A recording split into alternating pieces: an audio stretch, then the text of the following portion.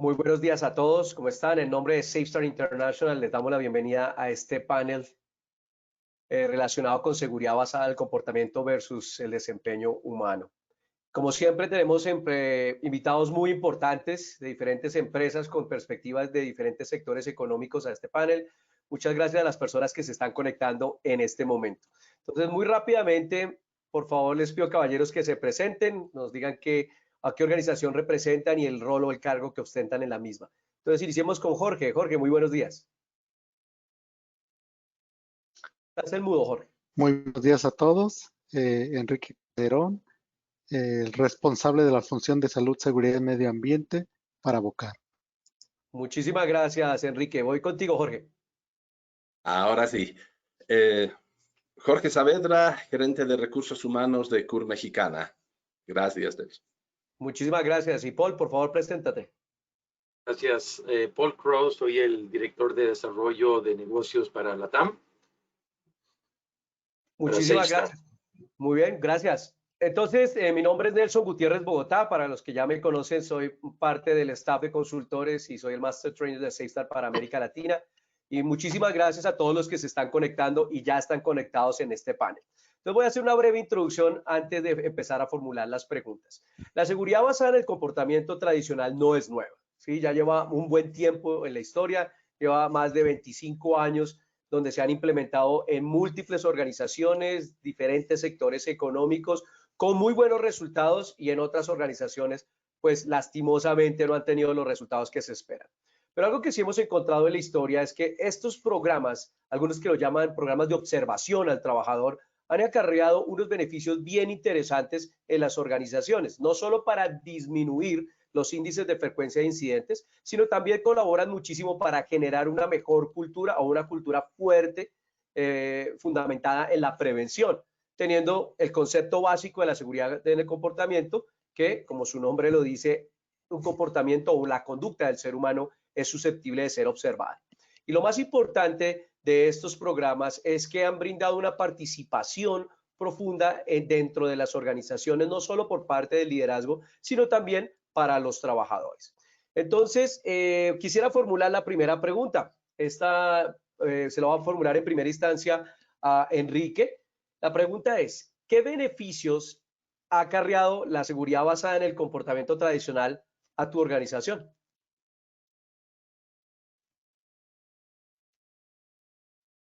Hacemos un poquito de historia. Creo que de manera general la seguridad basada en el comportamiento ha ayudado a las organizaciones a disminuir principalmente los accidentes, el número de incidentes que se van implementando.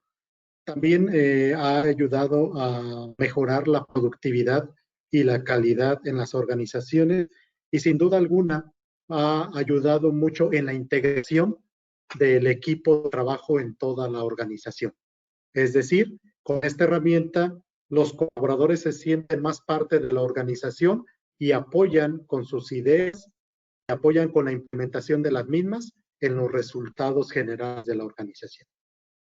Ok, muy bien, muchísimas gracias. Jorge, ¿qué opinas tú? ¿Qué beneficios ha acarreado en tu organización?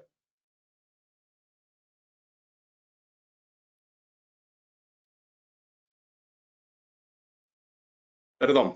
Definitivamente sí. Decía que ha ayudado mucho al compromiso de la gente con la seguridad misma. Al momento en que se puede lograr la integración de la gente, incluso en decisiones relacionadas con los procedimientos establecidos, se ve un cambio porque la persona se siente más comprometida, y esto ayuda obviamente a reducir los índices de accidentes, incidentes, y el equipo se fortalece, ¿no? Entonces, creo que es el mayor beneficio que se ha obtenido en las distintas organizaciones en las que he estado presente. Ok, muy bien. Y voy a mencionar algunos mitos que hay dentro de la seguridad basada en el comportamiento. Repito, esto no es nuevo, ¿sí? Y a medida que voy nombrando estos mitos, después les voy a preguntar a cada uno de ustedes qué desafíos y qué barreras hemos encontrado a lo largo de la historia de la seguridad basada en el comportamiento de las diferentes empresas.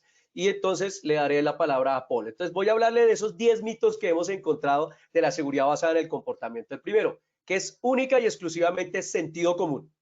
El segundo, que es una moda pasajera. Tercero, que es la fórmula mágica. Cuarto, que el programa de observación busca culpar al trabajador o se percibe como punitivo. Quinto, que es única y exclusivamente llenar tarjetas y llevar a cabo estadígrafos. Sexto mito, que solo se requiere la participación de los trabajadores. Séptimo, que no requiere de arreglos en el ambiente laboral. Octavo, que es cuestión de psicología netamente. Noveno, que primero debe existir un cambio de actitud en las personas antes de hacer una observación. Y décimo, la única recompensa es la disminución de los costos directos de los accidentes o incidentes. Entonces, Paul, cuéntanos en tu experiencia en estos programas, ¿cuáles consideras que han sido los principales desafíos, barreras o malas prácticas que se hayan llevado a cabo en los procesos de implementación en diferentes empresas?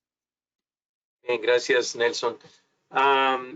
Creo que lo primero es que tenemos que entender que los programas de SBC tradicionales son obviamente una herramienta muy buena si es que se implementa correctamente, ¿no? Pero el problema es que visitando tantas empresas a través de Latinoamérica, comienza uno a ver que sí hay algunas empresas que lo hacen bien y otras que lo hacen muy mal, ¿no? Y digamos, en las empresas donde se hace bien, vemos realmente una cultura de confianza, ¿no? Donde la gente está abierta a conversar, a hablar sobre cosas que tal vez en una cultura no de confianza no hablarían de esa forma. Entonces, esas son las cosas positivas que vemos, pero sí vemos en muchas empresas donde terminan enfocados más en la tarjeta de observación más que en la conversación. Y lo que termina haciendo es, están buscando cantidad de tarjetas versus una conversación de calidad. Y realmente debería ser una conversación de calidad antes de realmente buscar cantidad de tarjetas, ¿no? Y bueno, tú vienes de la industria de petróleo, Nelson, y sé que esto te va a sonar muy común, pero muchas veces en la industria de petróleo es cantidad de tarjetas y le piden a una persona llenar 10, 15, 20 tarjetas por semana y llega el fin de la semana y ¿qué termina haciendo la persona? Nunca tuvo una conversación con su gente, terminó teniendo nada más tarjetas que llenó 10 minutos antes que los tenía que entregar, ¿no? Y después toda la data y todo eso termina siendo ficticia, ¿no? Entonces, el gran problema que yo encuentro, Nelson, es la falta de realmente entrenar a los supervisores y a los que van a ser observadores en realmente saber cómo comunicar de una forma efectiva con la gente, ¿no? Creo que ese es el alguno de los retos que vemos cuando vamos a empresas, ¿no? Ok, gracias, Paul. Y quiero formularle la misma pregunta a Jorge. Jorge, en los momentos iniciales, en los tiempos tempranos de implementación de la SBC en tu organización, ¿qué desafíos encontraste? Mira, yo creo que hay dos aspectos en los cuales me puedo centrar dentro de lo que he visto o lo que hemos visto nosotros. Es, por un lado, la parte referente a la representación de la empresa. Los supervisores, niveles gerenciales, que de pronto pues no ayudan mucho cuando inmediatamente empiezan a buscar sanciones hacia la gente. Genera eso un rechazo y dicen, pues no, nuevamente aquí el culpable es el trabajador. Y peor aún si tienes algunas personas que no son consistentes con lo que se dice. Si no cumplen dando el buen ejemplo, si son los primeros en romper reglas, dice, oye, me estás pidiendo que yo cometa actos inseguros o que en algún momento pues no haces un análisis del riesgo al cual me estás exponiendo y sin embargo, por una cosa pequeña, pues yo soy sancionado. Entonces, ahí se nota una gran contradicción que definitivamente no ayuda a ese ambiente que se busca, ¿no? de una cultura de seguridad. Dice, no, esto es simplemente conveniencia. El día que te conviene, pues eres muy seguro, y el día que no, pues a todos nos toca pagar los platos rotos. Muy Entonces, bien. eso ha sido un gran problema en determinado momento, pero no con todos. Pero sí se nota en los departamentos específicos donde la gente tiene esa actitud, ese rechazo hacia la seguridad. Muy bien. Muchísimas gracias, Jorge. ¿Qué opinas tú, Enrique, en tu caso particular en la industria automotriz? Bueno, pues principalmente yo creo que una de las barreras es cuando la gente realmente no le da el sentido que esta herramienta necesita.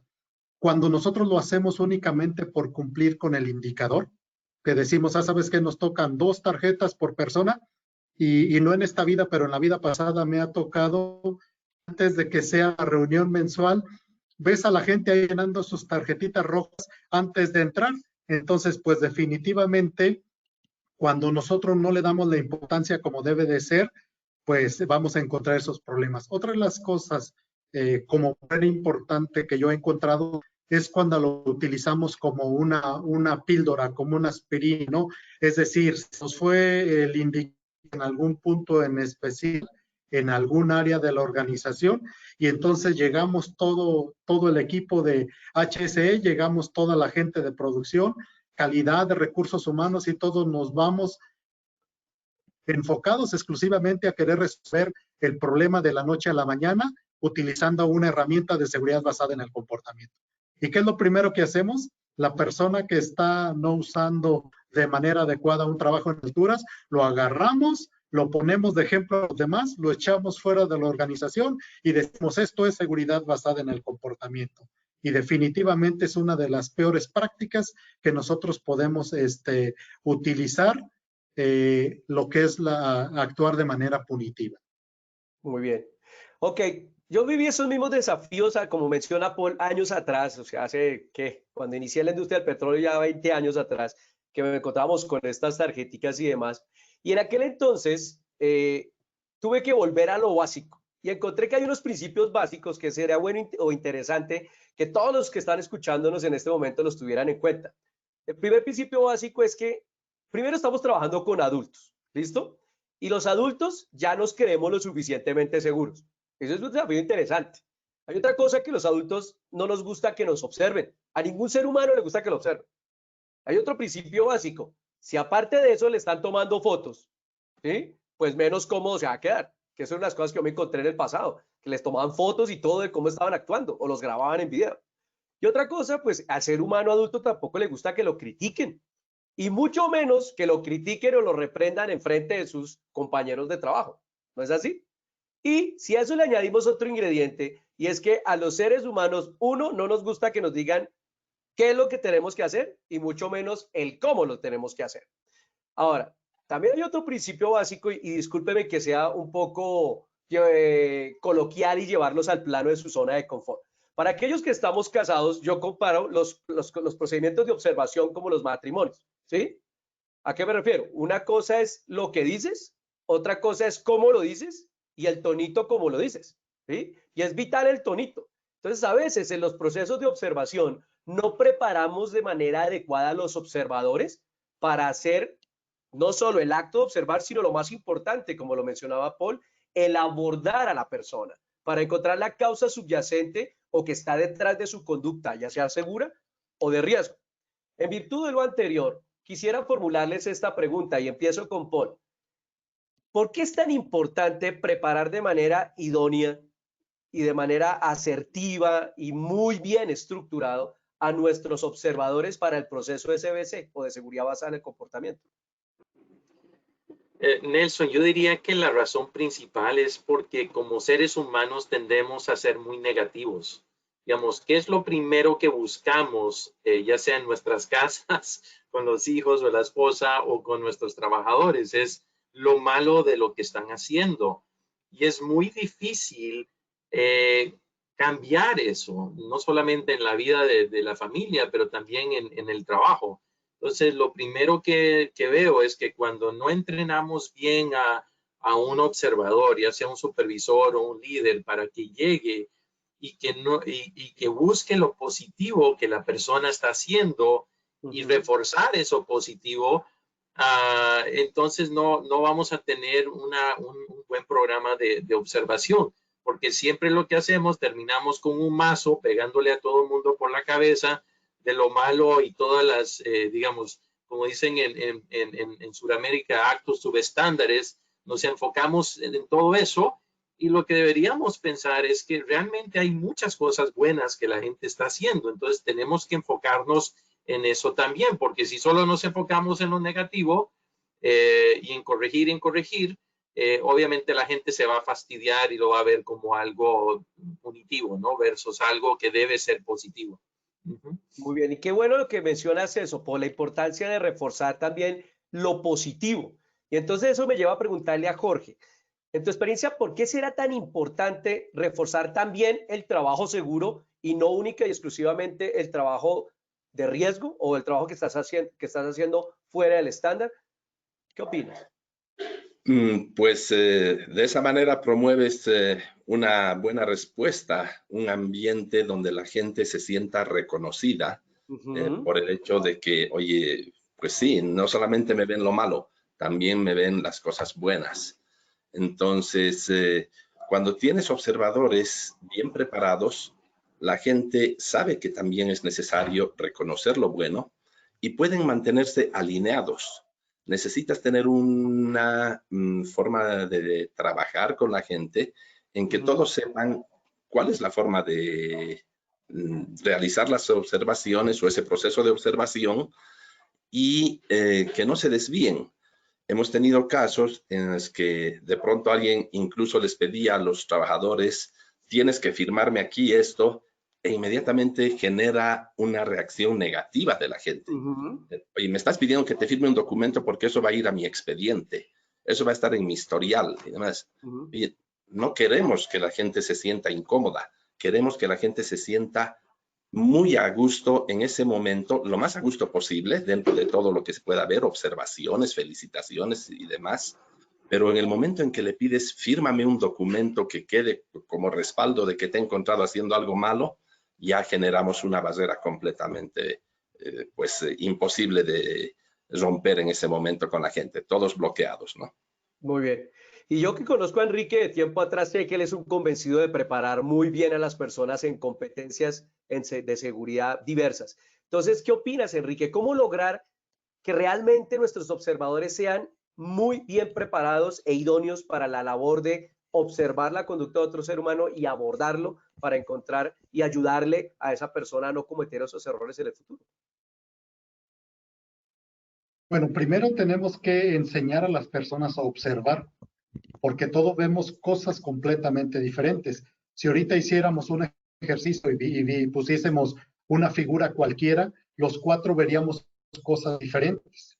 Entonces, creo que lo primero que hay que hacer es enseñar a las personas a observar para que realmente sus observaciones sean efectivas y al ser efectivas sean asertivas y no veamos no únicamente lo malo de los colaboradores. Entonces, el aprender a observar es una técnica que también no se desarrolla de la noche a la mañana. Tenemos que ir paso a paso y gradualmente enseñando a estos colaboradores, porque al final del día es un estándar. Y si nosotros vamos y abordamos a uno de los colaboradores de una forma y de rato viene nuestro coordinador, nuestro jefe, nuestro supervisor, que lo hace de manera completamente diferente, el colaborador es súper listo e inmediatamente nos va a decir, oiga, ingeniero, ¿y entonces por qué el supervisor vino y me dijo pues que los lentes no servían para nada y que si yo me los ponía al revés iban a funcionar? Y empiezan a comparar y al final del día ellos también te retan para que realmente veas si estás en el mismo canal.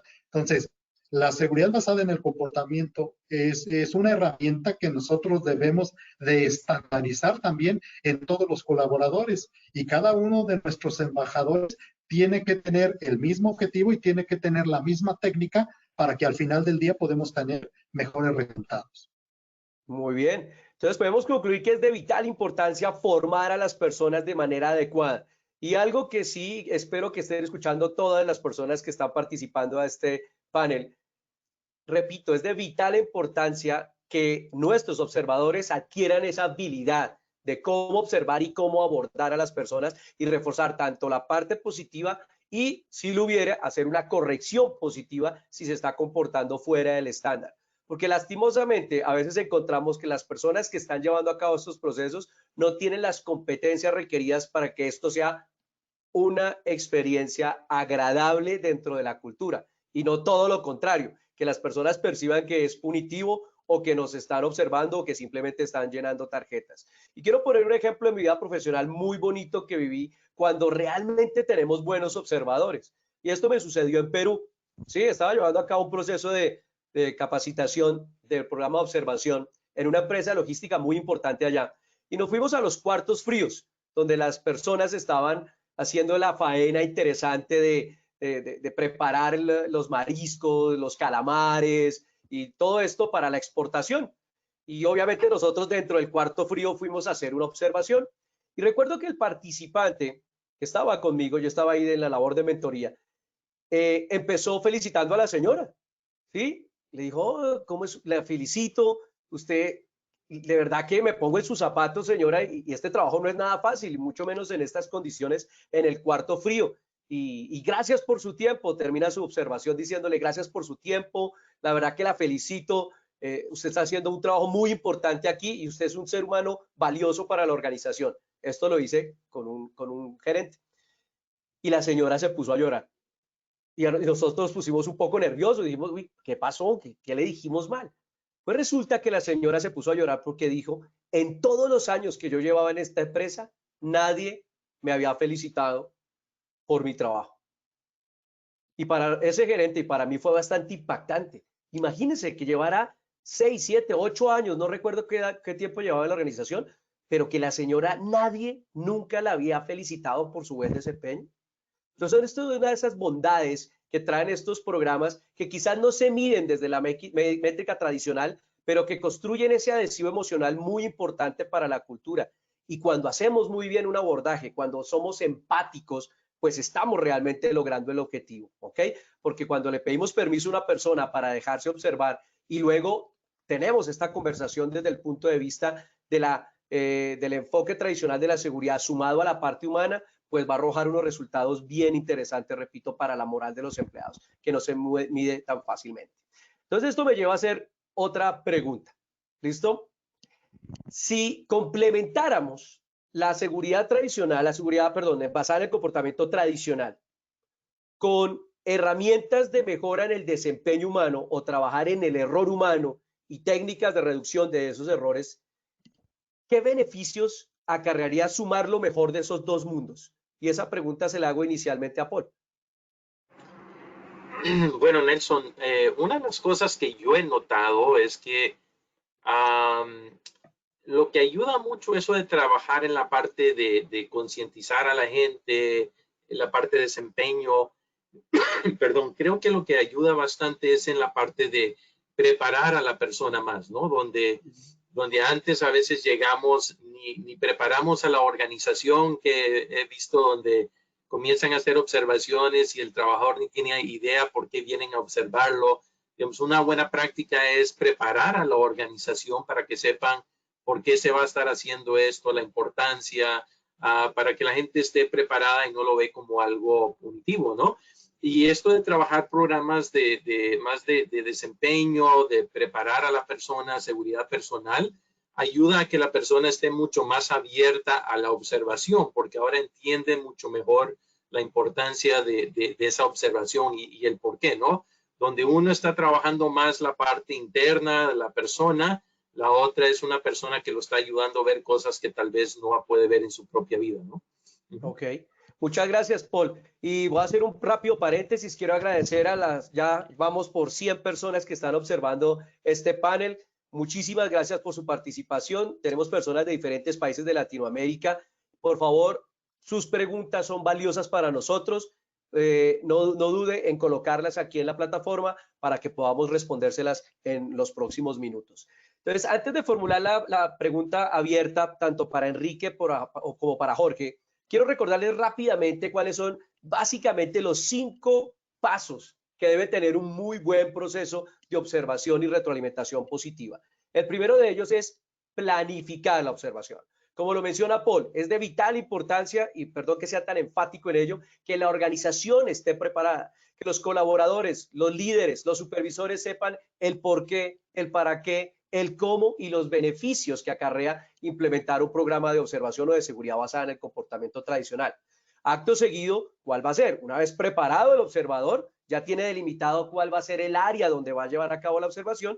Como su nombre lo dice, hace el acto mismo de observar, que no es más que detectar aquellos comportamientos críticos. Y no solo lo negativo, como dijo Paul, ¿sí? Es muy importante que primero observemos lo que está haciendo de manera segura y después aquello que esté fuera o desviado del estándar. El tercer paso sería, una vez tomada esta observación, llevar a cabo el proceso de abordaje o la conversación, esa retroalimentación positiva y corrección positiva si lo hubiere con el trabajador, haciendo preguntas abiertas, ¿listo? Para poder determinar qué está detrás de su conducta riesgosa si lo hubiere.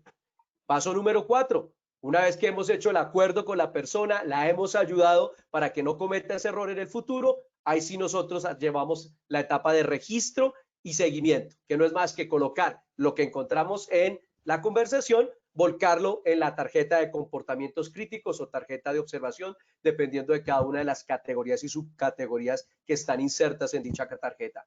Y por último, está el análisis y la mejora. Y aquí es donde entra un papel fundamental, y es cómo hacer seguimiento a cada una de esas cosas que encontramos. Entonces, la pregunta para los caballeros se va a remitir a ese quinto paso. ¿Cuál sería una buena práctica para que toda la información que el observador vuelca dentro de la tarjeta, esa información sea realmente transformada en planes de acción que agreguen valor preventivo a nuestra cultura? Empiezo con Enrique.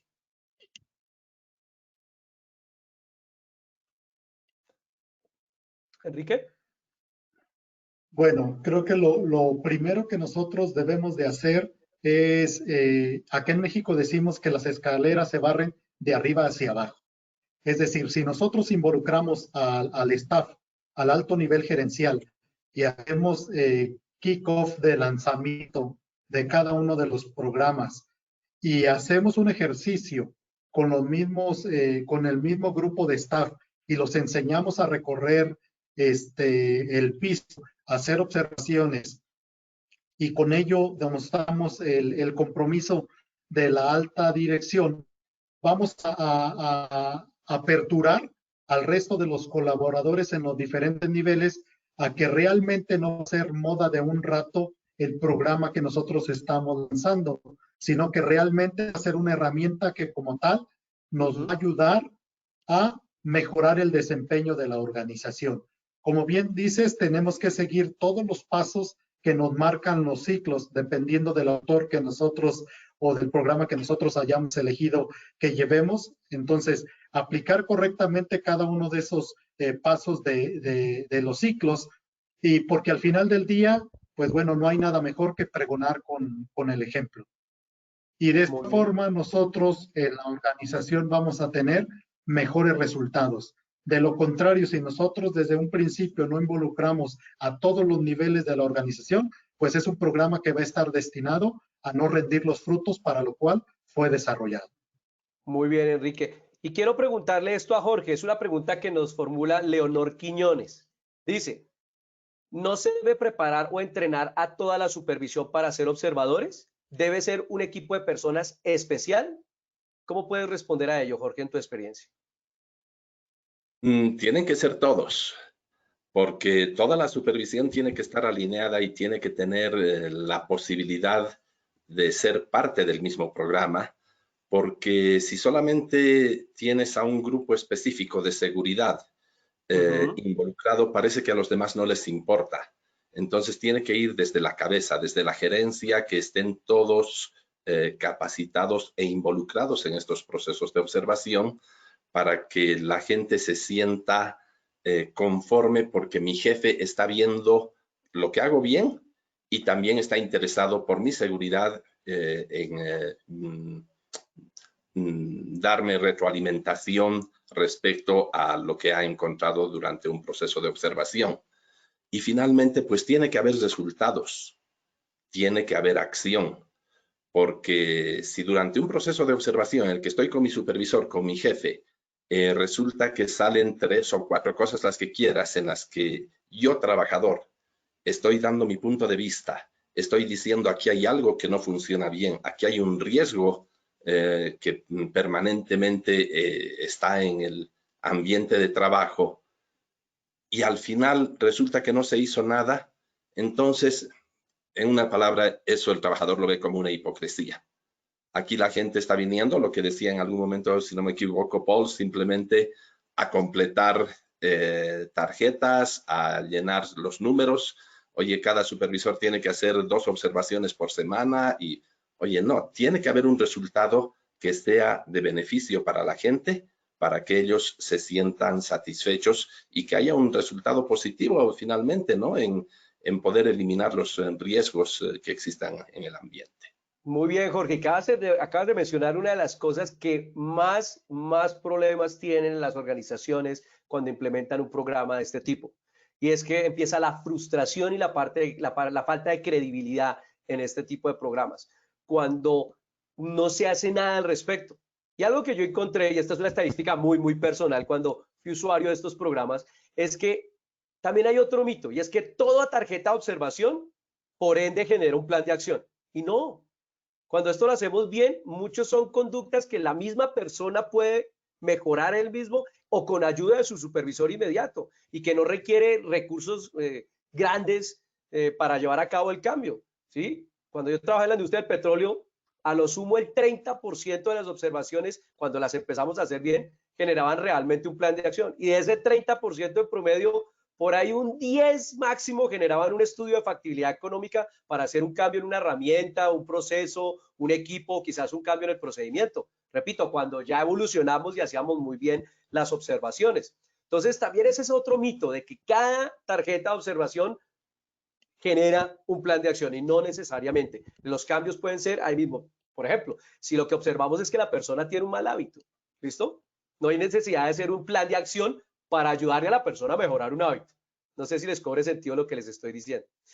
Entonces, aquí hay otra pregunta interesante que yo sé que le va a gustar mucho a nuestro querido Enrique. Enrique, ¿estás ahí todavía? Te perdí por un instante. Es una pregunta que nos están formulando un señor cuyo nombre es Jean Parejo. Y sé que esta pregunta te va a gustar, Enrique. ¿Qué KPIs utilizan las organizaciones para asegurar el éxito de estos programas de seguridad basada en el comportamiento? Bueno, primeramente es el número de observaciones, pero nosotros lo llevamos por persona. Es decir, dependiendo del número de colaboradores que tengas en cada una de las plantas, vas a llevar un indicador por ello. Después, obviamente tienes que llevar los indicadores tradicionales de días perdidos, de accidentes, de incidentes, de primeros auxilios, los tradicionales. Y luego lo importante es que tú hagas un vínculo entre los KPIs tradicionales con los específicos de la seguridad basada en el comportamiento. Porque también tienes que medir la efectividad de esas observaciones. Yo te voy a poner, por ejemplo, te voy a comentar algo. Nosotros en el pasado recolectábamos todas las observaciones en una de las plantas.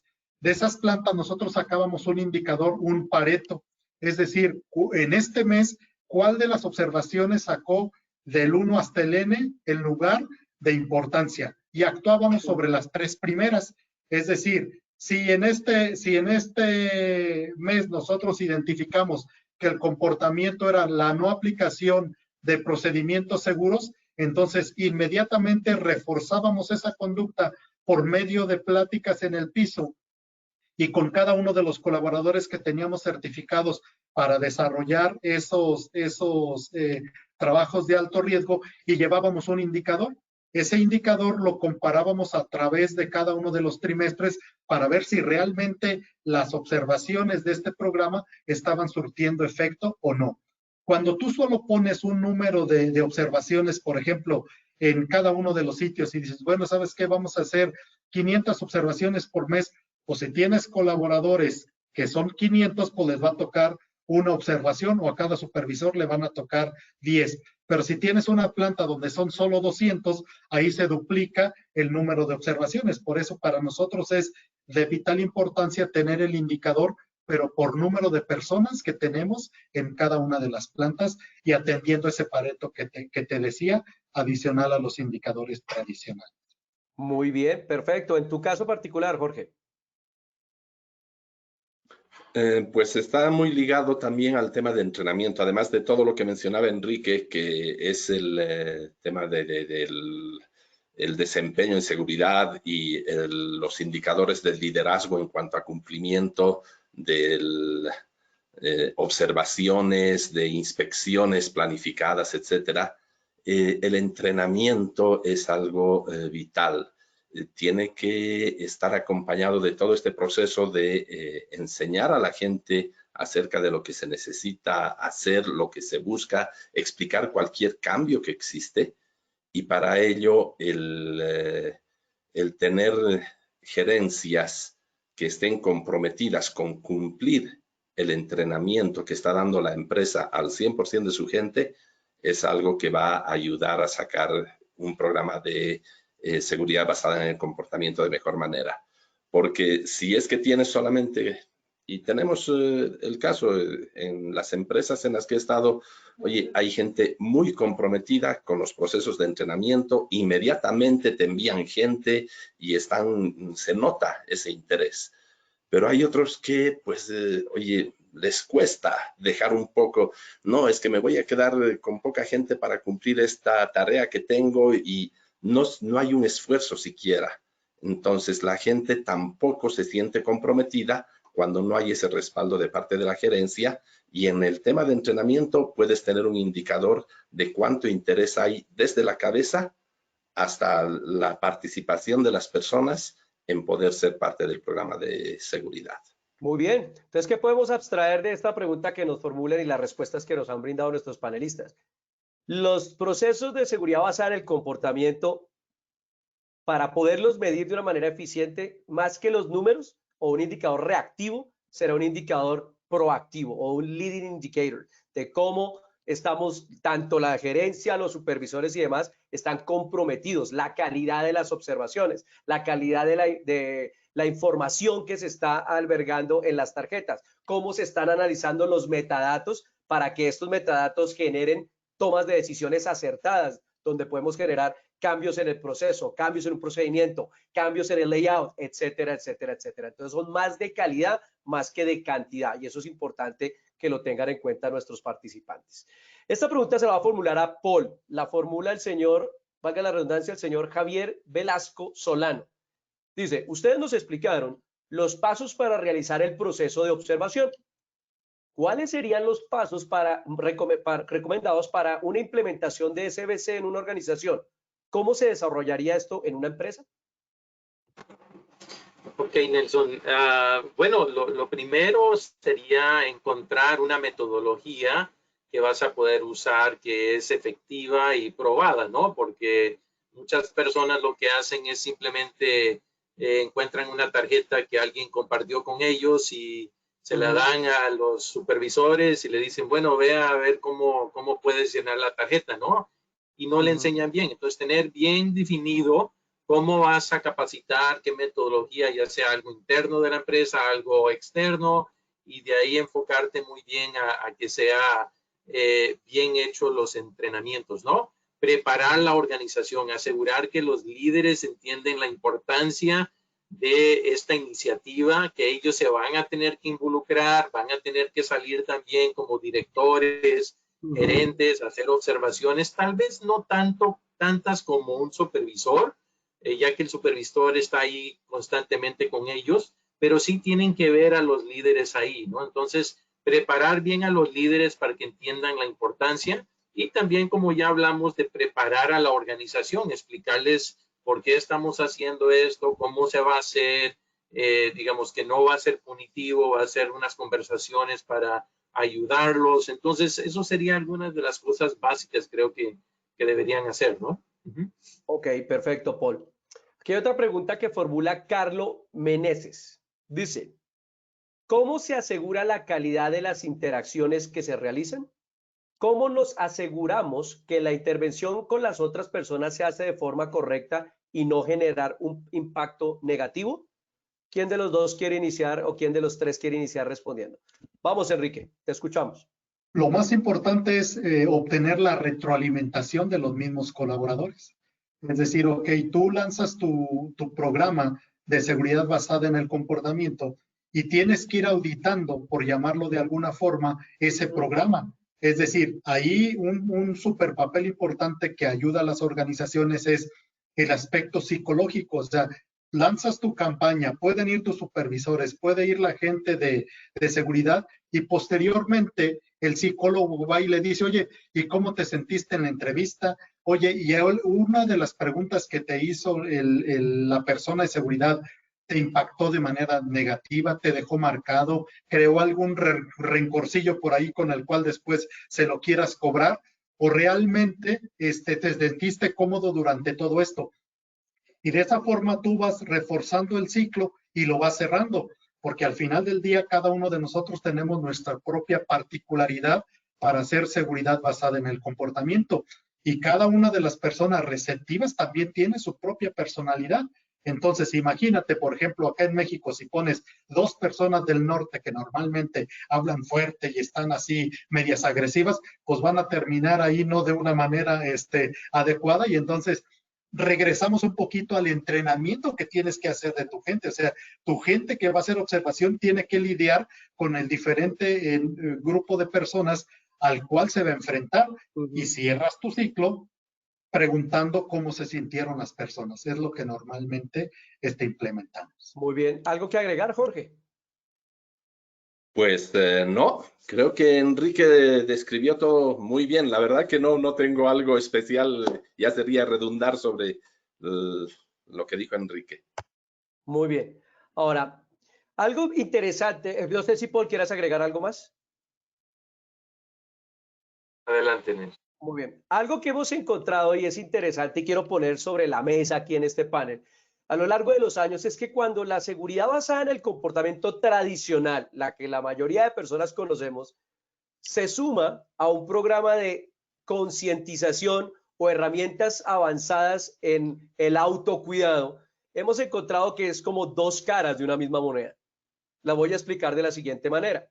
La cara del autocuidado, ¿sí? Es donde yo tomo buenas decisiones, ¿cierto? Disminuyo la probabilidad de cometer errores causados por estados como la prisa, la frustración, la fatiga y la complacencia, y le brindamos técnicas para tomar esas buenas decisiones, también haciendo mucho énfasis en tener muy buenos hábitos.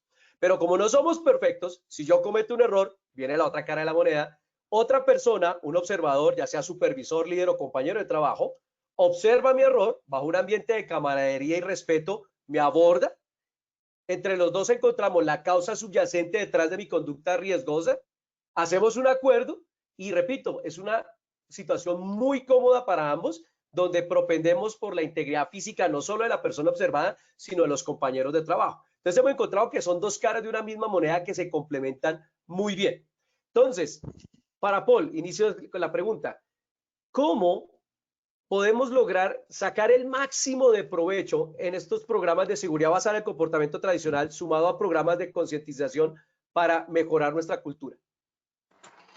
Bueno, el provecho va a venir como tú bien lo dices, digamos, cada uno se está enfocando más en, bueno, son cosas diferentes, ¿no? Donde uno se enfoca más en lo que las personas hacen diariamente y puedes observar.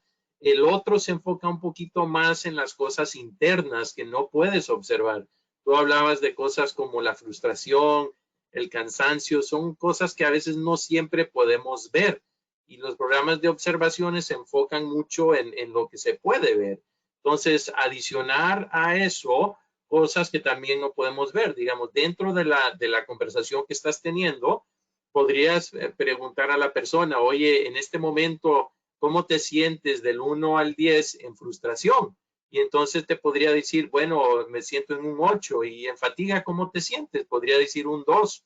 Entonces ahí te puedes enfocar un poquito en aquellas cosas que tal vez no has podido observar y ahora lo que vas a hacer es vas a poder enfocarte en cosas que también sabemos que puede causar lesiones, y tener una conversación con la persona. Oye, ¿por qué tanta frustración? Puede ser una pelea con la esposa, el supervisor, y si tiene una frustración muy, muy alta, tal vez, y está haciendo algo de muy alto riesgo, tal vez lo podrías mover a otra área que no fuera tan peligrosa, ¿no?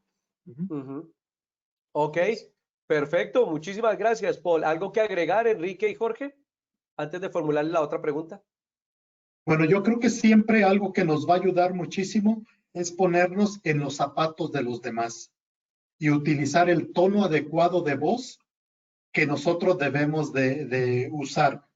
Y algo que es y que yo considero básico es siempre tenemos que explicarle a las personas el porqué de las cosas. Si tú no les explicas a las personas el porqué de las cosas, pues obviamente no van a tomar como de ellos ese programa. A la hora de aplaudir son los que menos te van a aplaudir. Y cuando tú realmente vas y les dices, mira, es que este programa tiene esta razón de ser, se fundamenta en ello, porque tenemos que cambiar tu conducta, porque tenemos que hacer que las cosas cambien, porque tenemos que disminuir los incidentes, porque tenemos que cuidarte. No es para que cuando yo venga tú vistas tu equipo de protección personal como astronauta, es para que realmente cuides tus ojos. Si tú no utilizas tus lentes, lo que te va a pasar es que en determinado momento puedes perder un ojo. Entonces, a ver, tápate un ojo y experimenta andar por la planta, a ver si te funciona igual que si tuvieras los dos. Y es cuando realmente la gente entiende ese casamiento, como tú hablabas hace rato, de ambos sistemas. Muy bien. ¿Algo que agregar, Jorge?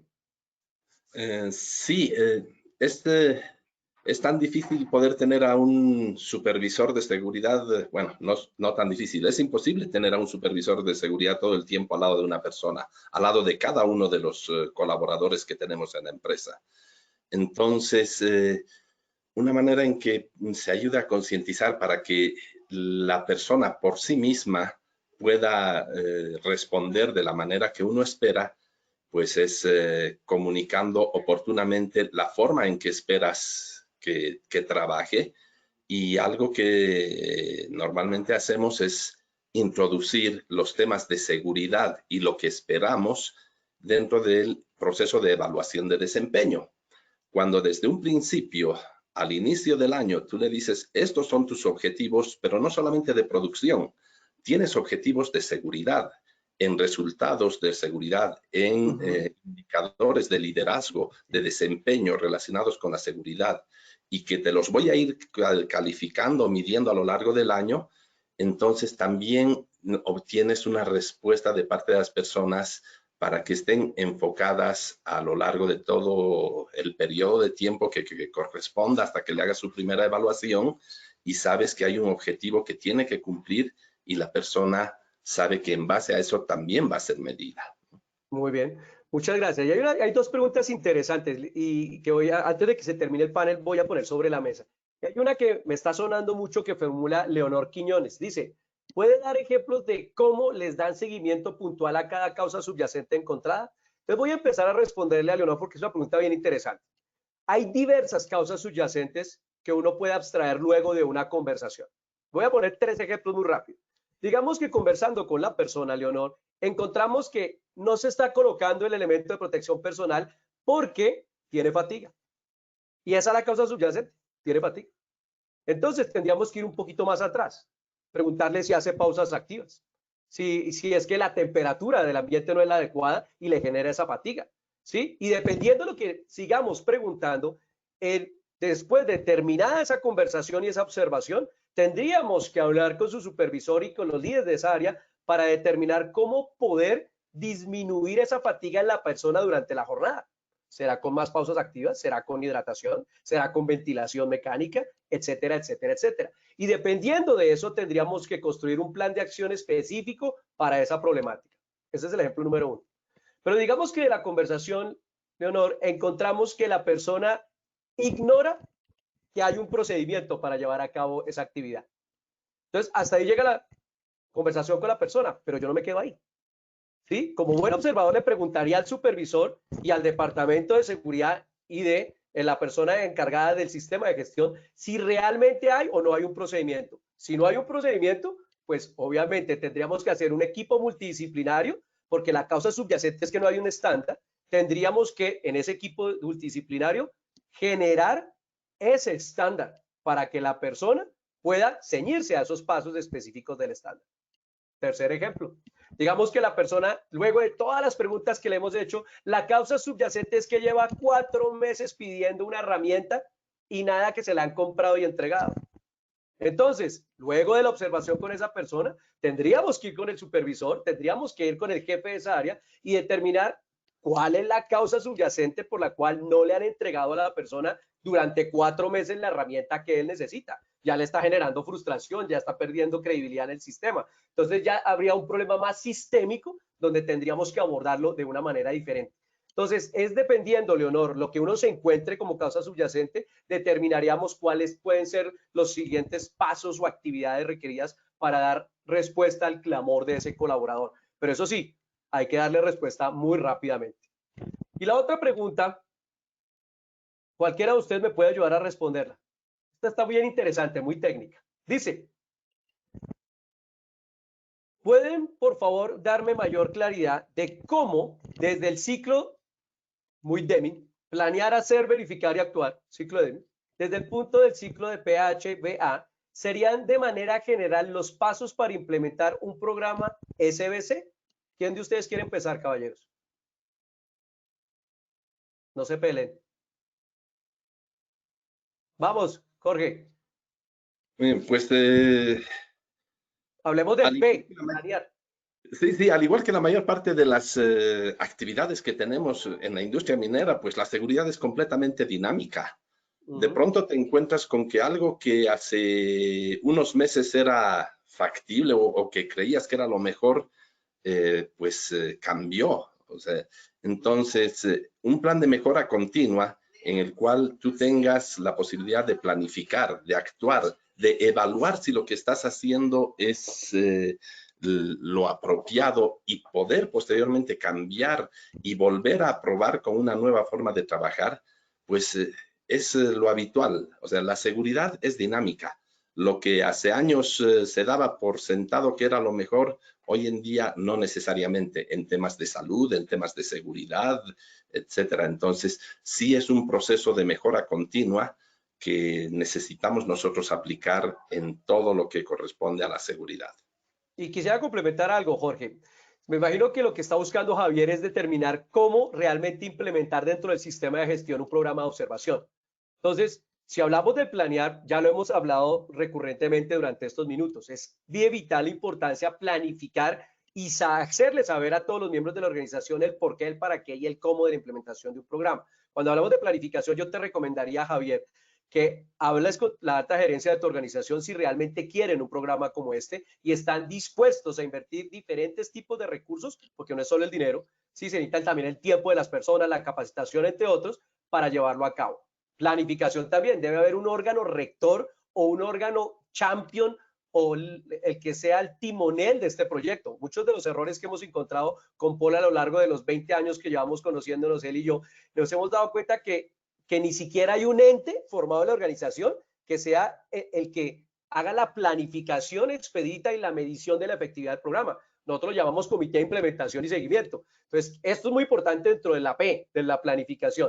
Ahora, si hablamos del H, que es el hacer, ya Enrique y Jorge nos han hablado muchísimo de la importancia de entrenar y brindar las competencias requeridas, no solo para hacer una observación, sino para llevar a cabo los abordajes y la retroalimentación y corrección positiva. Allí en el hacer, si hablamos de la verificación, pues hay que hablar de la calidad de las observaciones. Y aquí enfáticamente dijimos que el número no es tan importante, ¿sí? Más que la cantidad es la calidad de los mismos y se hace con una retroalimentación y una evaluación 360, tanto del observado como del observador y de las personas del área si están percibiendo que realmente están funcionando bien estos tipos de observaciones, valga la redundancia. Y otra manera de verificar también es la calidad de la información dentro de las tarjetas. De nada nos sirve tener información basura, si me permiten decirlo así, si lo llenamos en un escritorio, porque esa información se va a tomar para hacer estadígrafos de las conductas o los comportamientos de riesgo. Y si esos datos fueron fundamentados en información que no es veraz, pues el resultado de esos estadígrafos no nos va a brindar el norte que requerimos para tomar decisiones preventivas en nuestra cultura. Ahí está el verificar. Y obviamente en el actuar, pues dependiendo de las desviaciones que tengamos en el sistema de observaciones, pues hacer rápidamente los ajustes necesarios para que obviamente tengamos un programa de observación que sí se está llevando a cabo de la manera idónea y que está arrojando los resultados que estamos esperando. ¿Sí? Sí, definitivamente es susceptible de mejora continua. Y algo que hemos visto con el paso de los años es que necesitamos mucho de la retroalimentación de todos los miembros de la organización para saber si realmente vamos por la senda adecuada. No sé qué opines, Enrique, al respecto. Completamente de acuerdo, y creo que al final del día lo que comentas es importante, y es súper importante en el ciclo de mejora continua reforzar de manera constante estas actividades, porque muchas veces solo nos quedamos en el planear, y en México decimos que son llamaradas de petate porque solo hiciste durante el principio y al final del día no le diste vuelta al ciclo. Entonces, el reforzar y el regresar otra vez a analizar desde un principio si realmente lo que nosotros planificamos está siendo efectivo es parte de la mejora continua. Muy bien, muchas gracias, Enrique. Nos quedan solo 3 minutos. Me gustaría escuchar algún comentario final de cada uno de ustedes antes de abordar las conclusiones. ¿Alguna recomendación adicional que no hayamos tratado aquí? Le dejo el espacio abierto para ustedes. 1 minuto para cada uno de ustedes. Adelante, Paul. Sí, yo diría, una es que enseñen a sus observadores el arte de hacer preguntas. El hacer preguntas durante la observación realmente muestra interés en la persona. A veces llegamos nada más a hablar y hablar y hablar con la persona y que cambia esto, pero muchas veces es tan fácil como hacer una pregunta: oye, si viniera el hijo de tu mejor amigo a trabajar hoy día contigo, ¿qué serían las cosas que tendrías que enseñarle de seguridad, no? Y él tal vez lleva años desde que no ha pensado en dónde están los puntos de riesgo. En ese instante has abierto ese archivo en su mente y él te va a comenzar a decir, bueno, sería esto, esto y esto. Entonces, a veces una pregunta es mucho más poderosa que el hecho de un comentario, ¿no? Entonces, ese sería el tip que yo le daría a mis observadores: oye, aquí hay una lista de 20 preguntas que puedes hacer, escoge 4 o 5 y úsalas durante tu observación, ¿no? Y si alguien necesita ayuda con eso, nosotros les podríamos mandar algunas preguntas interesantes, ¿no? Gracias, Paul. Jorge, por favor. Pues yo creo que es muy importante también poder hacer un análisis del medio en el cual te encuentras. Si estás en un medio, en una ciudad, en una zona donde pues la cultura de seguridad no tiene un asidero fuerte, entonces el trabajo va a ser mucho más duro, vas a necesitar entrar en mayores detalles. Pero si ya viene gente de un lugar donde hay disciplina, hay una cultura fuerte en temas de seguridad y demás, pues ya puedes enfocarte en temas más específicos. Mucho depende de dónde viene la gente, los nuevos integrantes que vienen a unirse a la organización, si ellos también están enfocados en lo mismo que tú tienes, entonces pues necesitas simplemente darle continuidad. Pero si no, tienes que fijarte en cada persona de manera específica qué es lo que necesita. Muy bien. Enrique. Bueno, pues sería básicamente utilizar esta herramienta como un proceso real de cambio, y tenemos que enfocarnos mucho en los comportamientos críticos e identificar por dónde vamos a empezar, porque no podemos generalizar hacia qué comportamiento nosotros vamos a querer corregir, porque pues el elefante se come a pedacitos.